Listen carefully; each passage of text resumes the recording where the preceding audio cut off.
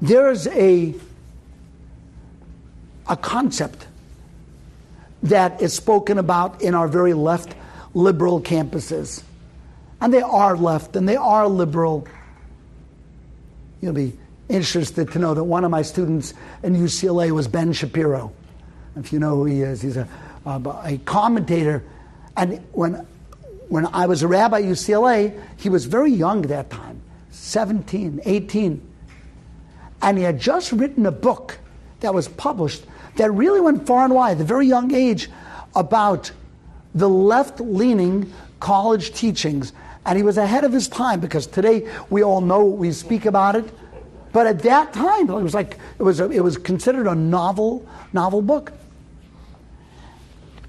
And the byword on campuses, the password to get into society was, and still is even more today, open-mindedness.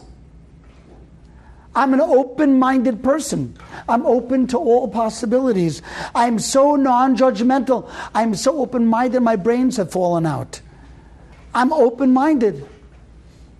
Hollywood tells us, be open-minded to everything, as if open-mindedness is the goal. The goal is to be open-minded. And of course it sounds like that, because if I say I'm a closed-minded person, that sounds terrible. That sounds austere. It sounds like I'm so narrow. Religious, closed-minded society, mea sha'arim. Careful for them. They'll throw rocks at you. They'll spit at you. Closed-minded. But I'm an open-minded person. That's part of the great Hollywood lie. You know, we like to think we're open-minded, but we're not really. You know how I know we're not open-minded? Because if I asked you, is it okay to shoplift? Would you say, yeah, it depends, you know, maybe I can see why it's okay. You know, maybe in a communist society, we have to make sure that the wealth is dispersed. You wouldn't say that, right? You would say, no, it's not okay to shoplift. Is it okay to kidnap? No. Why are you so sure? I thought you were an open-minded person. I could give you a whole list of things that you are sure about. What happened to your open-mindedness? And your answer would be, no, because this is for sure wrong.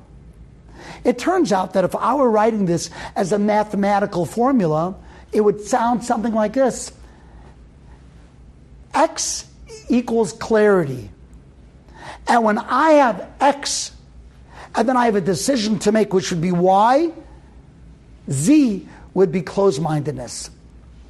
When I have clarity about what is right and what is wrong, I'm closed-minded.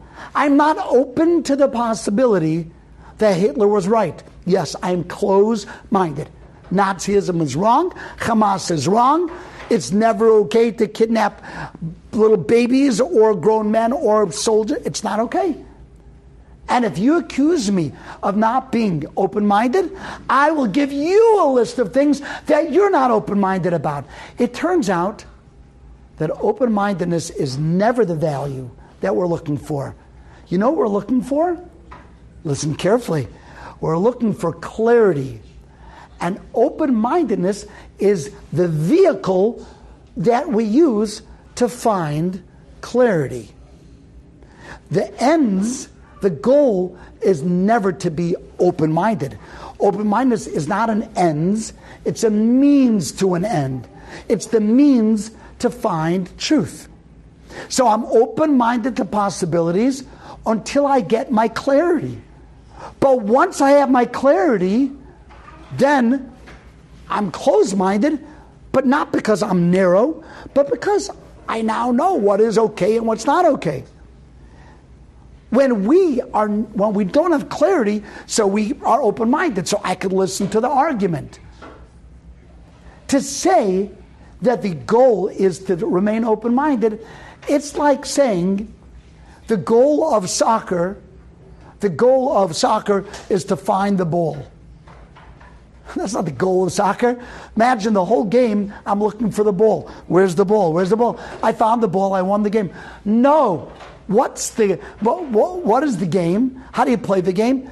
To kick the ball into the net.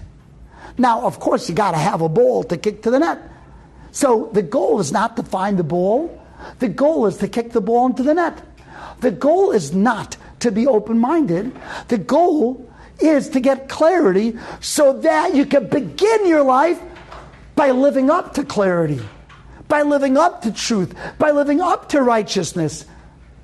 The goal is to get that clarity, what is right, what is wrong. Now the game begins. Once I know what's right, what's wrong, now can I live up to what's right and wrong?